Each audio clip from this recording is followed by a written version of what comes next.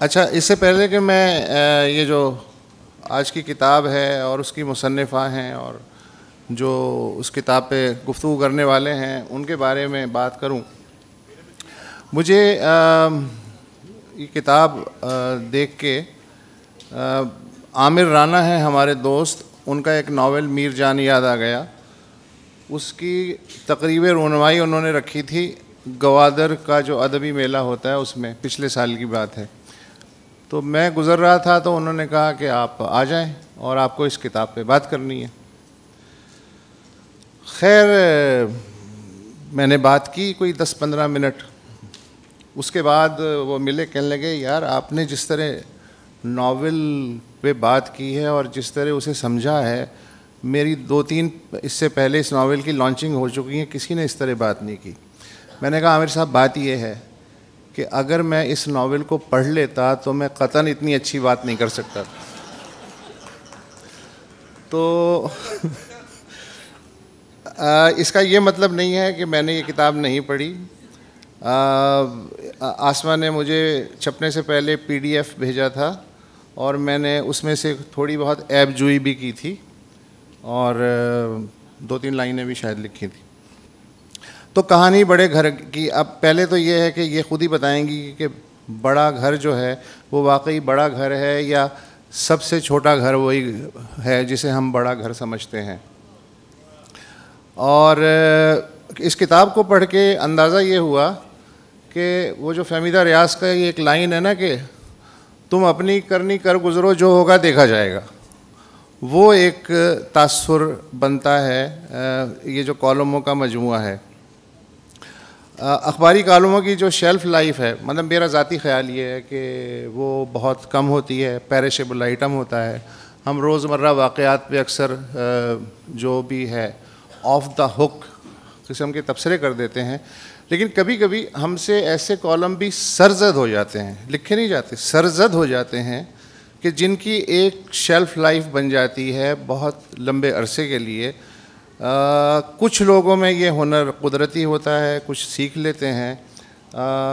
आसमा के कॉलम पढ़ने के बाद मुझे अंदाज़ा हुआ कि अगर जो मार्केट में किताबें हैं कॉलमों की, उनका एग्रीगेट निकाला जाए तो इनके कॉलमों की शेल्फ़ लाइफ यकीनन बाकी जो इस तरह की किताबें हैं उनसे ज़्यादा है।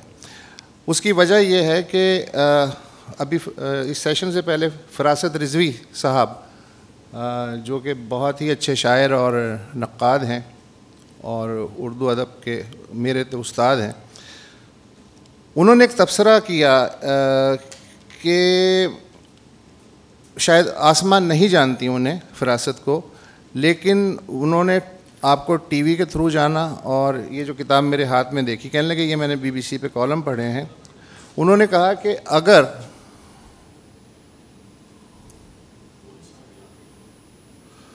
अगर मुझे कहा जाए कि ये जो आसमा की शख्सियत है इसको एक लफ्ज़ में बयान करें तो वो लफ्ज़ है तवाज़ुन। और ज़बान की कुदरत, मिजाज पे कुदरत, इज़हार पे कुदरत, जुर्रत इज़हार और जुर्रत इज़हार बरतने का सलीक़ा। ये एक नायाब कमोडिटी है जो इनके यहाँ ख़ासी वाफर देखने को मिलती है।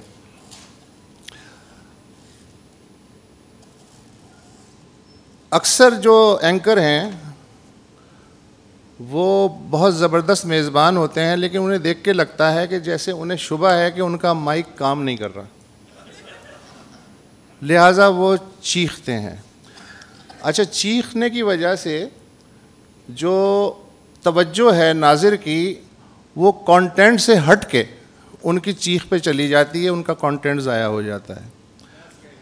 लेकिन आसमा चीखती नहीं है, ये चिखवाती ज़रूर है, चखवाती है। तो और ये कितनी ज़बरदस्त बात है कि ओरिजिनली ये जो प्रोग्राम था, ये जो इस वक्त हो रहा है, ये 1 घंटे पहले बिल्कुल इसकी शक्ल ये नहीं थी। 3 या 4 किताबों का रिव्यू होना था, मुझे थोड़ी सी बात करनी थी, और बाकी जो किताबें हैं उनके दरमियान ये होना था। लेकिन करना खुदा का ये हुआ कि 3 बजे का वो वक्त था वो टल गया। उसकी वजह से जो 1 घंटा मिला उसमें प्रोग्राम की शक्ल ये हो गई जो इस वक्त आपके सामने है। तो मैं बतौर मेज़बान इस प्रोग्राम के हामिद मीर साहब आपको और सोहेल वड़ाइच साहब आपको खुशामदीद कहता हूँ।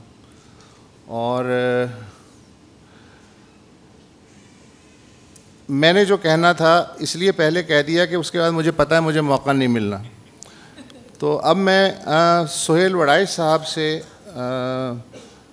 रिक्वेस्ट करूँगा कि उनकी नज़र से भी, ये बेसिकली बीबीसी पे जो इनके कॉलम हैं उनका मजमूआ है, शाया हुआ है, तो कॉलम आपकी नज़र से भी गुज़रे होंगे। आसमा की शख्सियत भी आपके सामने है, आप लोग बरसों से एक दूसरे को जानते हैं, साथ काम करते हैं। तो अब आप जाने, आसमा जाने और इनकी किताब जाने। बहुत शुक्रिया जी। कॉलम जो है ये एक ऐसी सिन्फ है कि जिसको हर कोई लिख सकता है, ये इतना आसान है, लेकिन ये उतना ही मुश्किल भी है कि अच्छा कॉलम कैसे लिखा जाए। तो इसलिए आपको हर बंदा कॉलम निगार बनने के लिए तैयार होता है, लेकिन अच्छा कॉलम निगार कोई कोई होता है। ये इन दोनों में तमीज़ जो है वो करनी पड़ती है। वैसे तो जो कलम उठाए वो कॉलम लिख लेगा, लेकिन सवाल है कि उसके अंदर कंटेंट क्या होगा, अंदाज़े बयान क्या होगा, आप किस अंदाज से बात करेंगे, कितने तवाज़ुन से बात करेंगे, कितनी तमीज़ से बात करेंगे। तो मैंने आसमा शिराज़ी के कॉलमों में वक्त के साथ साथ जो संजीदगी, वुसअत और अपनी बात बयान करने का जो अंदाज़ है और किस तरह मुश्किल से मुश्किल बात वो कर लेती हैं, ये मैं इनके कॉलम जो शुरू से पढ़ता आया हूँ और मैंने देखा है कि इनके कॉलम निखरे हैं, पहले से बेहतर हुए हैं। आहिस्ता आहिस्ता इन्होंने अपनी जो तहरीर है उसके अंदर और निखार पैदा किया है। और ख़ासकर पॉलिटिकल कॉलम लिखना इसलिए भी मुश्किल होता है कि आपको बात करनी होती है जो आपके दिल में होती है पहले से, लेकिन आपको उसके लिटरेरी कवायद का भी, आपने कॉलम का हुस्न का भी ख्याल रखना है, अपनी बात को कंक्लूड भी करना है, छोटा भी रखना है, मुख्तसर भी करना है और एक तवाज़ुन भी कायम रखना है। ये सारा कुछ आपने एक कॉलम के अंदर करना है, जो बड़ा मुश्किल होता है एक अच्छे कॉलम निगार के लिए। और मैं समझता हूँ कि आसमा शिराज़ी साहबा ने हालिया दिनों में जो कॉलम लिखे हैं वो पाकिस्तान के सबसे अच्छे कॉलमों में शुमार होते हैं, क्योंकि इन्होंने अंदर की कहानियाँ लिखी हैं, अंदर की बातें लिखी हैं और साथ ही साथ कॉलम का जो वजूद है और कॉलम का जो हुस्न है वो भी बरकरार रखा है। ये दोनों चीज़ें कायम रखनी बहुत मुश्किल हैं। तो मैं आसमा शिराज़ी साहब को दाद भी देता हूँ और ये भी कहता हूँ कि अपना ये हुनर जो है इसको आज़माते रहें, लेकिन सिर्फ बीबीसी के लिए ना आज़माएं, पाकिस्तान के भी और कई इदारे हैं वहाँ भी लिखने की कोशिश करें। बहुत बहुत शुक्रिया। Thank you. ये शायद आपकी ज़िंदगी की सबसे मुख्तसर तकरीर थी। नहीं, मैंने कहा इसके बाद भी पहला दौर जो है वो। चले हामिद मीर साहब। बहुत शुक्रिया वुसअत भाई। आसमा शिराज़ी साहबा की किताब के अंदर क्या है, ये अगर आपने उसको पढ़े बगैर समझना है तो उसका टाइटल देख लें, इंतहाई खूबसूरत टाइटल है। तो जिस किताब का टाइटल खूबसूरत हो ज़रूरी नहीं है कि वो किताब अंदर से भी खूबसूरत हो, लेकिन ये किताब बाहर से और अंदर दोनों से जगह से आपको खूबसूरत नज़र आएगी। और इसकी जो सबसे बड़ी खूबसूरती है इस किताब की, वो इसका नाम है, कहानी बड़े घर की। तो जब आप पहली नज़र इस किताब पे डालते हैं ज़ुबैरी साहब, तो ऐसा लगता है कि ये आसमा शिराज़ी के घर की कहानी है। तो लेकिन आसमा शिराज़ी तो इतने बड़े घर में नहीं रहती, तो इसका मतलब है कि ये कहानी जो है ये किसी और घर की है। तो आप में एक तजस्सुस पैदा होता है। कि ये किस किस्म की किताब है, इतनी खूबसूरत तस्वीर इस पे लगी हुई है लेकिन कहानी किसी और घर की है। तो जब फिर आप इस किताब को खोलेंगे और इसके वर्क पलटते जाएंगे, आहिस्ता आहिस्ता इसको पढ़ते जाएंगे, तो आपके चेहरे पे एक मुस्कुराहट आना शुरू हो जाएगी। कहीं कहीं पे आप कहका लगाएंगे, कहीं पे आप परेशान हो जाएंगे कि ये क्या हो गया। तो दरअसल आप समझ गए होंगे कि ये दरअसल इक़्तिदार के ऐवानों में होने वाली साजिशों की कहानी है। और आसमा शिराजी साहिबा ने इस्लामाबाद के एक बड़े घर को एक अलामत के तौर पे अपनी किताब का टाइटल बनाया है, कहानी बड़े घर की। तो उस घर के अंदर क्या होता है, तो ये कहानी उस घर के मालिक के बारे में है, लेकिन लोगों ने समझा कि शायद मालकन के बारे में है। तो उन्होंने आसमा शिराजी साहिबा का जो हिजाब है उसको गाली बनाने की कोशिश की। और मेरा अंदाज़ा है, जितना मैं आसमा साहिबा को जानता हूँ, कि अगर इनकी फ़िक्री और सहाफ़ती दयानत पे शक ना किया जाता, इन पर बेबुनियाद लग़्व और झूठे इल्ज़ामात ना लगाए जाते, इनकी ट्रोलिंग ना की जाती, इनके शऊर को गालियों के ज़रिए शिकस्त देने की कोशिश ना की जाती, तो शायद ये अपने कालमों को किताब की सूरत में शाया ना करती। लेकिन जब इनके ख़िलाफ़ झूठे और बेबुनियाद प्रोपोगंडे को एक मुनज़्ज़म साजिश की सूरत में आगे बढ़ाया गया, तो फिर इन्होंने फ़ैसला किया कि एंज तो फिर एंज ही सही। तो फिर ये जो है ऐसे को तैसा करने के लिए, ऐसी तैसी करने के लिए, फिर इन्होंने अपने जो कालम थे उनको तारीख़ में महफूज करने का फ़ैसला किया। तो अब ये जिस बड़े घर में बैठकर कुछ लोगों ने आसमा शिराजी के शऊर को गालियों के ज़रिए शिकस्त देने की कोशिश की, ये किताब दरअसल उस घर को एक जवाब दिया गया है कि मैं औरत हूँ लेकिन कमज़ोर नहीं हूँ। मैंने जो अभी जिक्र किया कि आसमा के हिजाब को गाली बनाने की कोशिश की गई, तो इनको तो प्रॉब्लम नहीं होती, जो इनके ख़िलाफ़ जो सोशल मीडिया पे जो इनके ख़िलाफ़ प्रोपेगेंडा किया गया, ये तो बड़ी आसानी से उसको बोल देती है। मेरे से नहीं वो बोला जाता है, क्योंकि मुझे उसकी बड़ी तकलीफ़ होती है। और मैं सोचता हूँ कि रियासत मदीना के दावेदार किसी औरत के हिजाब को भी गाली बना सकते हैं, तो वो लफ्ज़ आसमा ही आपको बताएगी, मैं तो उसको रिपीट नहीं कर सकता। लेकिन ये सिर्फ़ एक बड़े घर में होने वाली साजिशों की कहानी नहीं है। आप जिस तरफ भी देखें, आप पाकिस्तान की जो सियासत है उसके बहुत से किरदार हैं और बहुत सी सियासी जमातें हैं, उनके बहुत से सरबराह हैं, और तकरीबन सब सरबराह जो हैं उनके बड़े बड़े घर हैं। तो हर बड़े घर में कोई ना कोई साजिश हो रही है। तो ये नहीं है कि आसमा ने हमेशा किसी एक ही घर के में होने वाली साजिश को बेनकाब किया है। ये सारे घरों में घूमती हैं और सब घरों की अच्छी बातों को अप्रिशिएट करती हैं, और जो बुरी बातें हैं उनको इस तरह खोल के बयान नहीं करती, बस कोशिश करती है कि वहाँ पे जो पाकिस्तानी अवाम के ख़िलाफ़ जो साजिशें हो रही हैं उसकी मज़म्मत कर दी जाए। तो किताब जब आप पढ़ेंगे तो उसमें आपको ये लगेगा कि ये सिर्फ़ एक बड़े घर की कहानी नहीं है, बल्कि ये दरअसल एक बहादुर औरत के अज़्म व इस्तक़लाल की कहानी भी है। और मैं ज़रा थोड़ी खुल के बात करूं तो ये मेरा ख़्याल है कि पिछले जो 4 साल के कॉलम हैं आसमा के, ये पिछले 4 साल के जो कॉलम हैं ये उनका मजमुआ है, और ये तमाम के तमाम कॉलम जो हैं ये सियासी कॉलम हैं। और ज़ाहिरी बात है कि एक जर्नलिस्ट जो है वो जब सियासत पर लिखता है तो फिर वो अपने अहद, अपने दौर में जो सियासत का जो उतार चढ़ाव है उसको अपने अंदाज में, अपने कॉलम में रिकॉर्ड करता है। तो इन्होंने तारीख़ को रिकॉर्ड किया है। इमरान ख़ान साहब के दौर में पाकिस्तान में जो भी अच्छा बुरा हो रहा था उसको इन्होंने रिकॉर्ड किया है। कहीं कहीं पे आपको लगेगा कि ये उनको अप्रिशिएट भी कर रही हैं, लेकिन अक्सर मुकामात पे आपको लगेगा कि साजिशों को बेनकाब कर रही हैं। तो ये जो पिछले 3-4 साल थे, ये दरअसल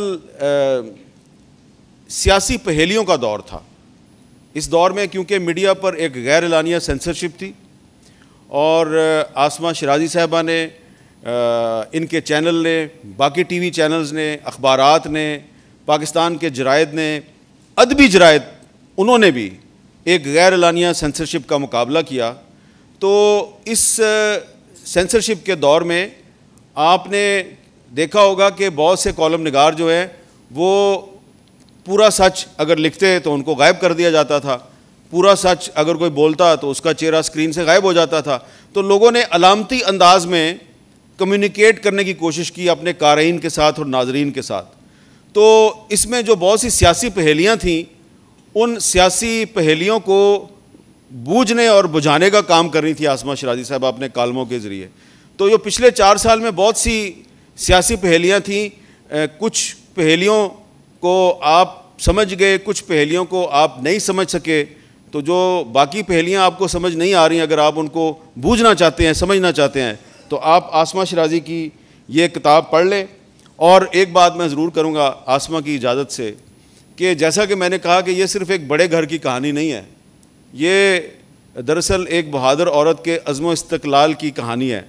तो जैसे कि हर कामयाब मर्द के पीछे एक औरत होती है, तो इसी तरह इस बहादुर और कामयाब औरत के पीछे भी एक मर्द है, और उस मर्द का नाम मुदस्सर है। मुदस्सर पता नहीं यहाँ पे है कि नहीं है। अच्छा, बैठा हुआ है, मुदस्सर बैठा हुआ है। अब आप खड़ा करके दिखा नहीं दीजिएगा नाज़रीन को। मैं इनको इनलार्ज करके दिखाना चाहता हूँ। मुदस्सर, आपको लोग देखना चाहते हैं। तो ये मैंने इसलिए कहा कि आसमा ने अपनी किताब में बहुत सी चीज़ें नहीं लिखी। जब इनको थ्रेट किया जा रहा था और इनके साथ क्या कुछ हो रहा था, इनके बच्चे भी खौफज़दा थे, इनकी फैमिली भी खौफज़दा थी। तो उस खौफनाक सेंसरशिप और जुल्मत और खौफ व हरास के दौर में मुदस्सर साहब जो है, ये बिल्कुल एक अज़्म व हिम्मत की चट्टान बन के अपनी अहलिया के पीछे खड़े थे। और इनके दोनों बच्चे भी, दोनों इनके बेटे भी, वो भी इनके साथ खड़े थे। तो इससे एक हिम्मत मिली आसमा शिराजी को कि मेरा खामन और मेरे बच्चे मेरे साथ खड़े हैं, तो मुझे क्या परवाह। और ये नहीं किया कि भागी नहीं पाकिस्तान से। मैं ये नहीं कहता कि आपको ख़तरात पैदा हो जाएं तो आप पाकिस्तान से भाग जाएं। जो लोग चले जाते हैं वो बिल्कुल सही जाते होंगे, लेकिन आसमा शिराजी चाहती तो जा सकती थी, लेकिन ये नहीं गई। और उसकी शायद एक वजह यह भी है कि मुदस्सर ने यह कहा होगा कि नहीं, हमने नहीं जाना, हमने यहीं पे खड़े होकर लड़ना है, हमने यहीं पे लड़ना है।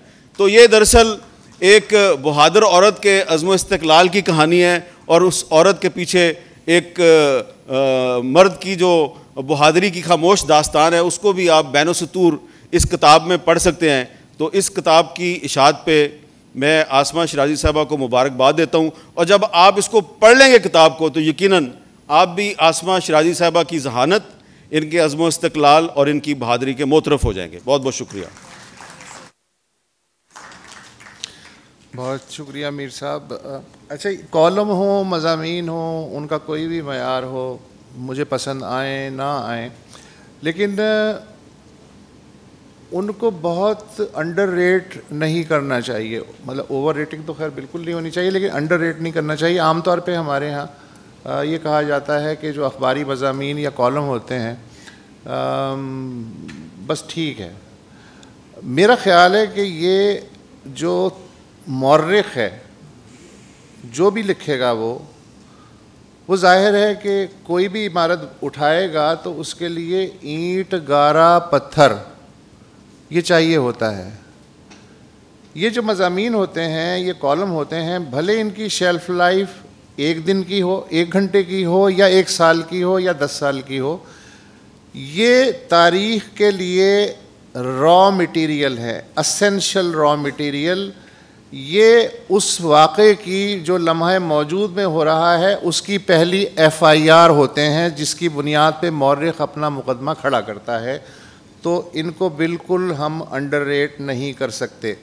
और आसमा के जो कॉलम हैं, मैं चूँकि बेशतर इनमें से पढ़ चुका हूँ, 197 गालिबन है ना, 197, तो उनमें से आधे से ज़्यादा तो मैं जब छपे थे तभी पढ़ लिए थे। इनकी सबसे बड़ी खूबी मुझे ये लगी कि ये जो कॉलम है ये कॉलम कलोच से पाक हैं और वाकई इनसे वाज़े तौर पे बाज़ चीज़ें गैर वाज़े भी लगेंगी, बाज़ जुमले गैर वाज़े लगेंगे, लेकिन अगर आप ध्यान दें तो फिर वो आप पे खुलते चले जाते हैं।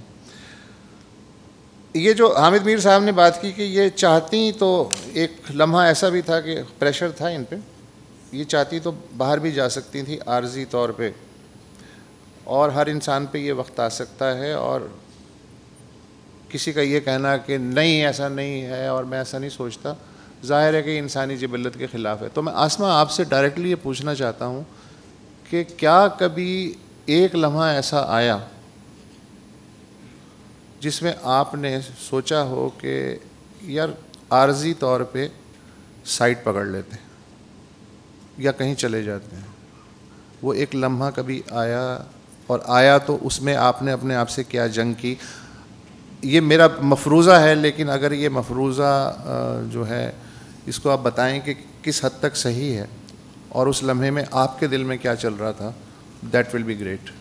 जी बहुत बहुत शुक्रिया। पहले तो मैं अपने आंसू रोकने की कोशिश कर रही हूँ कि मैं जिन लोगों को पढ़ती, जिन लोगों से सीखती रही हूँ, जिन लोगों को देख के मैंने लिखना बोलना सीखा है, वो मैं अचानक ही सही मगर मेरे साथ बैठे हैं, मेरे सामने बैठे हैं, मेरे तमाम के तमाम वो लोग जिनको कि मैं बहुत जिनसे इंस्पिरेशन है वो मेरे साथ हैं। सुहेल वड़ाई साहब, आपका बहुत बहुत शुक्रिया। हम लोगों ने अचानक ही कहा और आपने तस्लीम किया हमारी बात को और आप आए। हामिद मीर साहब, जिनके साथ मैंने एज अ रिपोर्टर काम शुरू किया, मेरे पहले बॉस, तकरीबन पहले बॉस, उससे पहले PTV में कुछ दिन काम किया था कुछ अर्सा, लेकिन चूँकि एक आज़ाद रिपोर्टिंग के दिन थे तो हामिद मीर साहब के साथ बाकायदा एक रिपोर्टर के तौर पे मैंने अपना काम शुरू किया और मैंने बहुत सीखा और मैं अभी भी सीखती हूँ इनसे। वसअतुल्लाह खान साहब, जिनको जब मैंने लिखना, इनको देख के लिखना मैंने शुरू किया और मैं बिल्कुल इस बात को तस्लीम करती हूँ।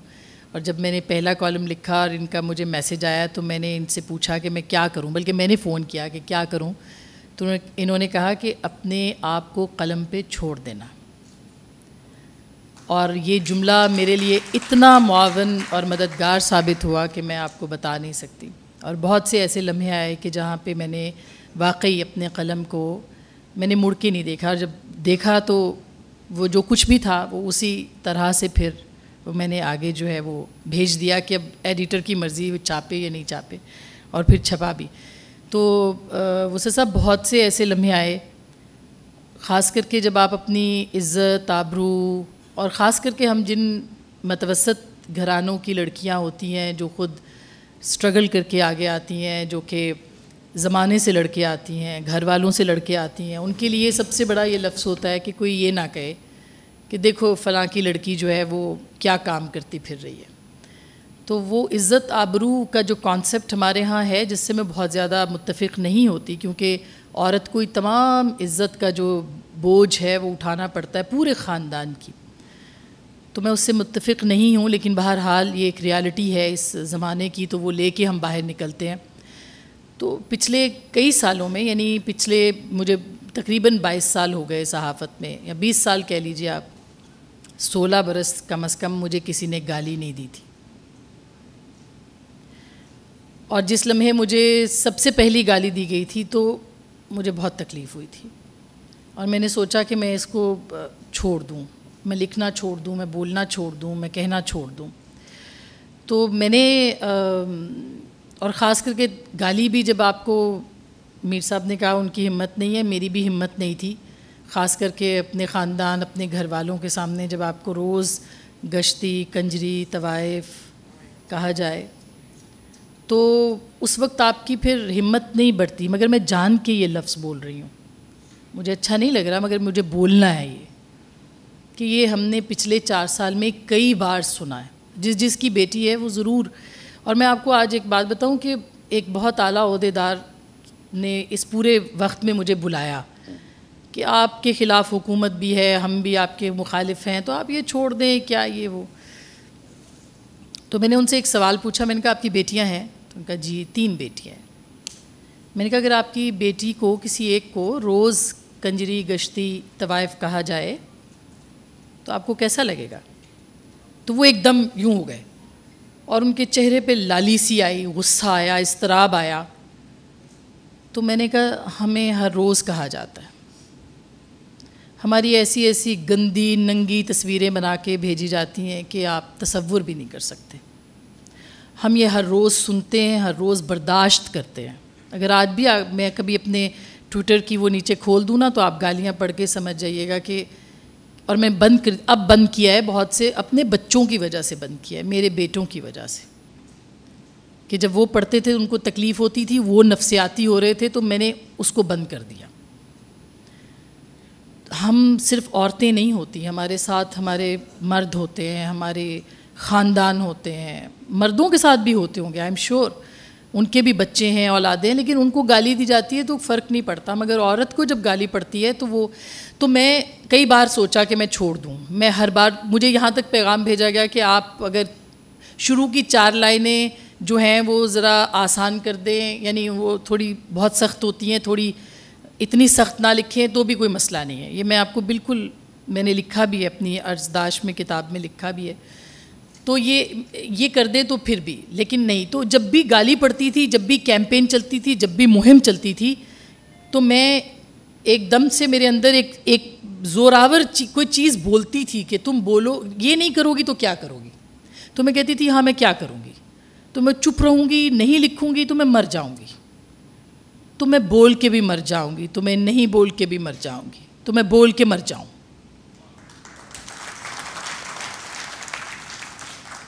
तो ये तकलीफ़ दे था, मगर मैंने इसी में एक जुमला लिखा है, अगर आप कहेंगे तो मैं सारा पढ़ दूँगी, थोड़ा सा ही है, लेकिन अगर नहीं कहेंगे तो मैं। आप इस तकरीब की मालिकन हैं, जो चाहें। Thank you. तो मैंने सिर्फ ये आखिरी कुछ जुमले हैं, मैं चूँकि बहुत लंबा है तो मैं इसमें आपको मैं पढ़ के सुना देती हूँ कि घुटन के इस माहौल में गुज़िश्ता 4 साल में जो देखा, मुशाहिदा किया, सच और सिर्फ सच की सूरत कभी मलफूफ और कभी साफ लफ्ज़ों में इजहार किया। जो लिखा हाजिर और नाजिर को एक ज़ात गवाह बनाकर लिखा, बावजूद रोकने की कोशिश के जो लिखा ना लिखती तो उनके सामने किस मुँह से जाती, जिन्होंने तीरों के मुसल्ले पर बातिल और जाबिर हुक्मरानों के सामने भी सच कहा। ज़ैनब व शब्बीर से हुबदारी हो तो यजीदियों के सामने सच कहना ज़रूरी हो जाता है। अपनी सहाफ़ती ज़िंदगी में दहशतगर्दों की धमकियों, जनरल मुशर्रफ की पाबंदियों और कई एक गिरोहों की जानिब से निशाने पर होने के बावजूद इन 4 सालों में गालम गलोच और बहतान तराजियों का अजीब तजुर्बा हुआ। एक तरफ 2019 में पश्तून तहफ़्फ़ुज़ मूवमेंट के ख़िलाफ़ और उन्हें गद्दार करार देने की प्रेस कॉन्फ्रेंस पर भाग लगे रैन का कॉलम लिखा, जिसके बाद धमकियों का ना रुकने वाला सिलसिला शुरू हुआ, तो दूसरी जानिब 2 बार मेरे घर में कुछ नामालूम अफराद के घुसने के वाक़यात भी पेश आए, जिनकी FIRs आज भी मौजूद हैं। नए पाकिस्तान में नए तरीक़ाकार को अपनाया गया। गालम गलूच ब्रिगेड तनकीद करने वाले तमाम सहाफ़ियों को बिलउमूम और मुझे बिलखुसूस नफ़रत और तज़हीक और इल्ज़ामात का निशाना बनाते रहे। ज़हनी तशद्दुद करने वाले सरकारी सतह पर हौसला अफजाई और मुनज़्ज़म सरपरस्ती रखते थे, और साथ ही छोटे दिमागों और लंबी ज़ुबानों वालों की एक नस्ल भी तैयार कर दी गई थी। इस नस्ल को बोर्ड वॉरियर के तौर पर 5th जनरेशन वॉरफेयर के लिए बनाया गया था, मगर बदकिस्मती से ये जंगजू दुश्मन के लिए नहीं बल्कि अपने ही मुल्क में इख्तलाफ रखने वालों के लिए तैयार किए गए थे। मुझ जैसे लोग उस वक्त ख़बरदार करते थे कि ये जंगजू किसी दिन यू टर्न पॉलिसी का शिकार होंगे और तोपों के रुख खालकों की तरफ ही मोड़ देंगे, और फिर वही कुछ हुआ भी। इस कॉलमों के मजमूए पर मुश्तमिल किताब का उन्वान कहानी बड़े घर की दरअसल एक कॉलम का उन्वान था जो 20 अक्टूबर 2021 को DGISI की तैनाती के पस मंज़र में लिखा गया। इस कॉलम में तैनाती तनाज़े, उससे जुड़ी कहानी, मुआशी हालात से मुताल्लिक़ 3 सत्रों में ज़िक्र ने इस कॉलम को वो पजीराई दी कि शायद किसी तहरीर को कभी मिली ना हो। इल्ज़ाम लगाने वालों ने इमरान खान की बेगम बुशरा बीबी से जोड़ दिया और इस कदर गलीज़ मुहिम चलाई कि अल्लामान अल हफीज़ 7 दिन से ज़ायद सोशल मीडिया और TV प्रोग्रामों की जीनत बनने वाला ये कॉलम आज भी तारीख़ का हिस्सा है। उस सिविल मिलिट्री तनाज़े की अक्कासी तब की जब कम ही लोग सच जाबिर हुक्मरान के सामने बिना पूछे लिख रहे थे। यही सच मेरे घर पाकिस्तान की कहानी का मौजू भी बना। गुज़िश्ता 4 साल का हर अहम वाक़या, एहसास और इंतखाब इस मजमूए में है जो अब एक हाइब्रिड रिजीम की दस्तावेज़ भी बन चुकी है। ताहम जहाँ ये किताब मेरा ख्वाब थी, वहीं मेरी वालदा की दुआओं का समर, मेरे शौहर मुदस्सर सईद का हौसला और मेरे बच्चों अब्बास और हुसैन का सब्र भी है। मुश्किल में खड़े चंद दोस्तों की इस्तकामत ने साबित कदम रखा। कई दोस्त अपना चेहरा ना छुपा सके, जबकि दुश्मनों ने जैसे मेरे एहसास को 4 चांद लगा दिए। मेरे दुश्मन मुझे इस कदर अजीज़ हुए कि उनके होने ने मुझे अपने होने का एहसास दिलाया। मैं अपने दुश्मनों की ख़ास करके उनकी बहुत शुक्रगुज़ार हूँ। BBC उर्दू के दोस्तों, ख़ास तौर पर एडिटर महविश हुसैन का शुक्रिया, जिन्होंने हर कठिन वक्त में मेरा साथ दिया। मेरे उस्ताद, मेरे रहनुमा मुस्तनसर जावेद, जिन्होंने हर लम्हा मेरी रहनुमाई की। और फिर सबसे खैर खा वो क़ारीन जो मेरे हर हर्फ को सराहते रहे, मेरे यकीन को बढ़ाते रहे, एहसास दिलाते रहे कि सच की गवाही सबसे बड़ी गवाही है। और आखिर में बाबे शहर इल्म के हुजूर फ़कत चंद जुमले जिन्होंने मुझे कभी गिरने नहीं दिया। मुश्किल कुशा के दरवाज़े पर इज़्ने हर्फ मांगती हूँ, बादशाह से गदागरी का घुर मांगती हूँ, लफ्ज़ों की आबरू का हुनर मांगती हूँ, दुआओं का समर मांगती हूँ। मुश्किल कुशा के दरवाज़े पर जाहो जलाल के मीनार से, जाहो जलाल के मीनार से, शहर इल्म के हिसार से, आसमान शुजात के शाह सवार से, परवरदिगार के बाद परवरदिगार से। हरफ़े दुआ यही है सरवर के बाद सरवर के दस्तगार से, मौला फ़िक्र की परवाज़ को कभी बेआसमां न कीजिए।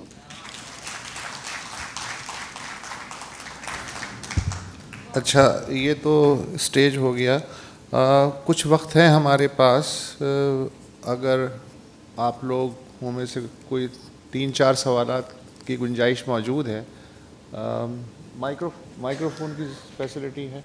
अच्छा, 1 मिनट, इससे पहले कि आप जवाब दें इस सवाल का, मैं ये बता दूं कि आसमा की जो किताब है ये बिल्कुल दरवाज़े के बाहर जो है वो लगी हुई है, और अगर आप इस दौरान ख़रीदना चाहें तो ले लीजिए, और आसमा जो है वो फिर साइन कर देंगी उस पर। जी, बहुत शुक्रिया। मेरा ख्याल है कि किताब वाकई छपना, अभी भी जब वो छाप रहे थे मेरे पब्लिशर, तो उनको बहुत सी कॉल्स आई, क्योंकि लाहौर में है वो पब्लिशर और वहाँ पे तहरीक इंसाफ की हुकूमत है, तो उनको बहुत ज़्यादा अभी भी गालम गलोच और थ्रेट्स वगैरह उनको आई हैं जो उन्होंने मुझे बताया है।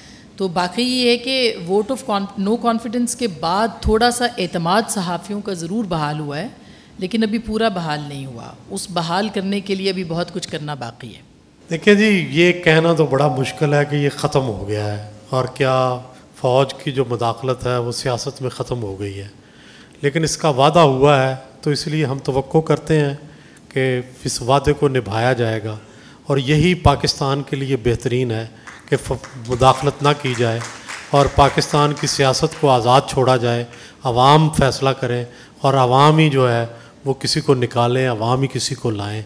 जो तीसरी कुव्वत है जो लोग फैज़ याब होते थे वो होना बंद हो जाए, तो पाकिस्तान का बहुत भला होगा, बहुत भला होगा। हाँ, वो ये कह रही हैं गालिबन, जहाँ तक मैं समझा हूँ, कि आप जो एक एब्सोल्यूट पोजीशन ले लेते हैं लिखते वक्त, तो ग्रे एरिया ही है, तो उसमें क्यों नहीं होता? एब्सोल्यूट पोजीशन क्यों ले लेता है लिखने वाला भी और पढ़ने वाला भी? ऐसा ही है।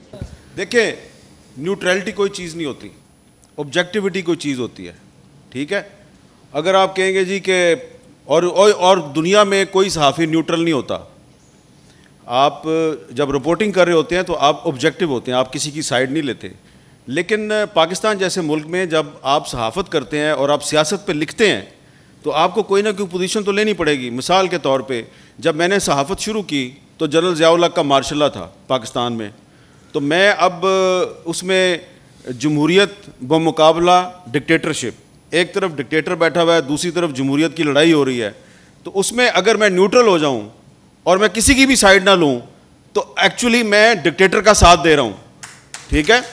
तो इसलिए पाकिस्तान जैसे मुल्क में जब हाइब्रिड डेमोक्रेसी के दौर में आप जिंदा हों, यानी कि हाइब्रिड डेमोक्रेसी का मतलब है कि फेक डेमोक्रेसी, जाली जमहूरियत, तो उसमें जिन लोगों ने जमहूरियत को पाबंद किया हुआ है, मुख्तलिफ़ किस्म की जंजीरों में जकड़ा हुआ है, अगर आप उनके ख़िलाफ़ नहीं बोलेंगे और आप कहेंगे मैं तो न्यूट्रल हूँ, तो इसका मतलब है कि फिर आप भी उस जुर्म में शरीक हैं।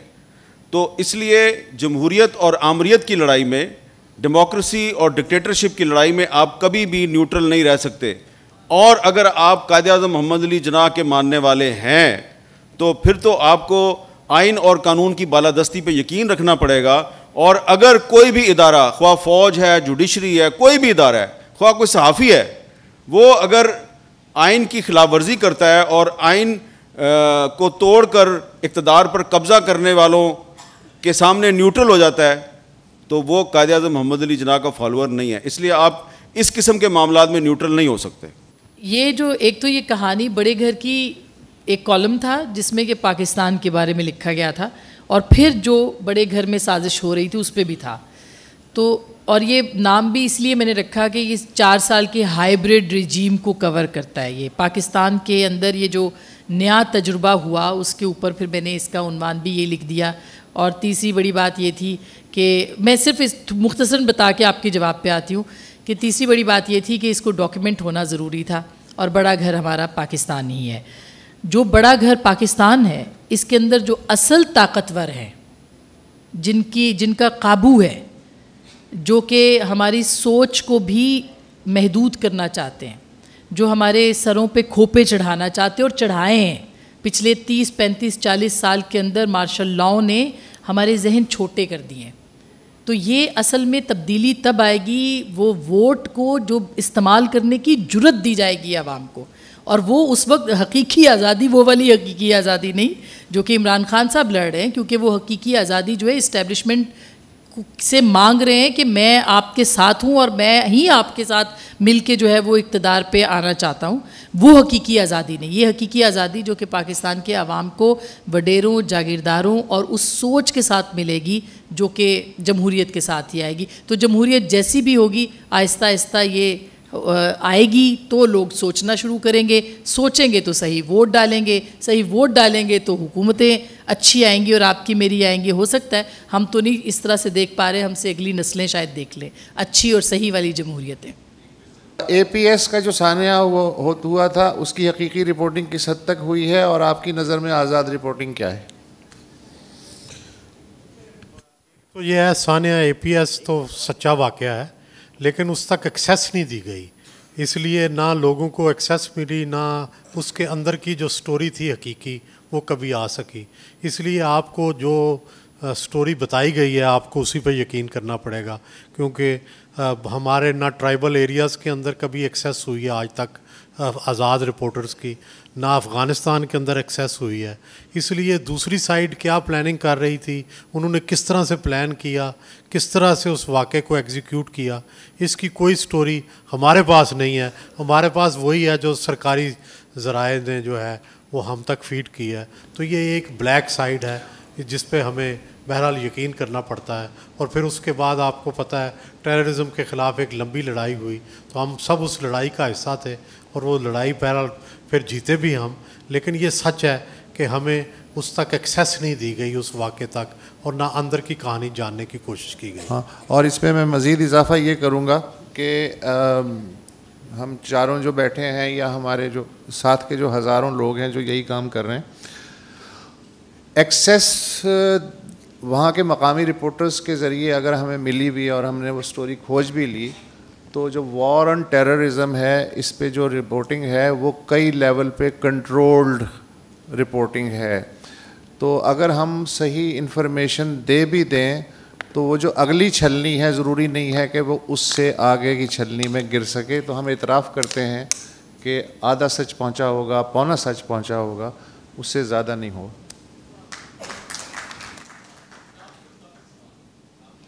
बिल्कुल ऐसी ही बात है। ये अगर आप पढ़ेंगे ना किताब तो इस पे आपको लगेगा कि जो मौजू है वो असल ताकतवर है, उन्हीं के इशारों से जो है वो तब्दीली आती है, उन्हीं के आंख के इशारों से हुकूमतें बदल जाती हैं। तो हमारा मौजू वो पावर कॉरिडोर्स हैं जो अपनी जगह पे, यानी इस्टेब्लिशमेंट, और इस्टेब्लिशमेंट ही इसका मौजू है। उसमें उनके किरदार बदलते रहते हैं, वो चेहरे बदलते रहते हैं, स्टेज वही है, उन्हीं का है, खेल उन्हीं का है।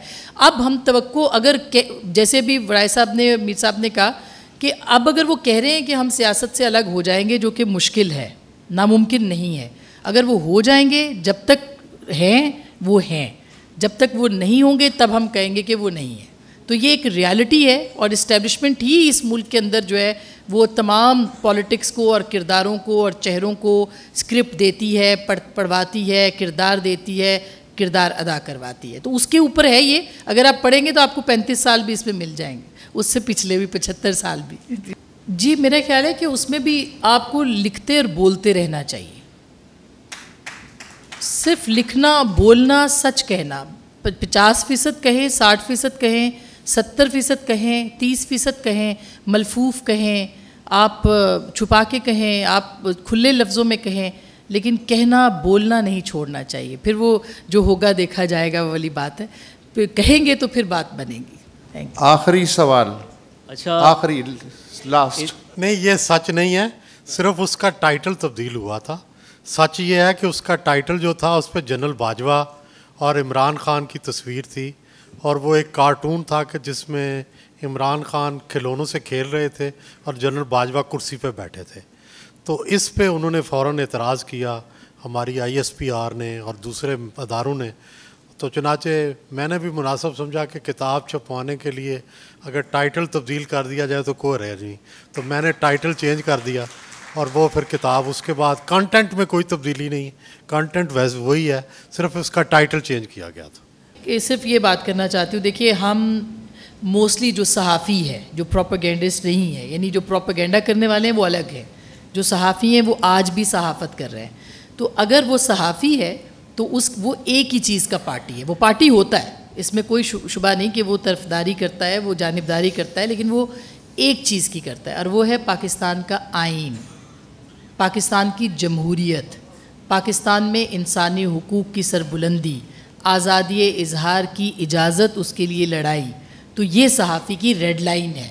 इसके अंदर अंदर जो कुछ होता है वो सहाफ़ी उसकी वो पार्टी है, party to the constitution, party to the democracy, जो कि बाबाए कौम ने हमारे लिए एक लाइन नज़रियाती मुहाफ़िज़ का है सहाफ़ी को, तो हम उसके सहाफ़ी होते हैं। उस पैराए में जो पार्टी आएगी, अगर हम उसकी पार्टी हैं तो फिर ठीक है, लेकिन हम बुनियादी तौर पर आइन की पार्टी हैं। ठीक, मैं ज़रा थोड़ा इसमें थोड़ा इजाफा कर दूं, और पहले ही मैं पेश की माफ़ी मांग लेता हूं अगर कोई मेरे से इत्तेफाक ना करे और उसको मेरी बात थोड़ी सी बुरी लगे, क्योंकि सवाल तो आपने किया ना, इसलिए किया आपने कि आजकल आपको नज़र आ रहा है कि बहुत से लोग जो हैं वो मुख्तलिफ़ पार्टियों के तर्जुमान बने हुए। तो ये पहली दफ़ा नहीं हुआ। आपने कहा ये पिछले 4 साल में आपने देखा, ये पिछले 4 साल में ऐसा नहीं हुआ।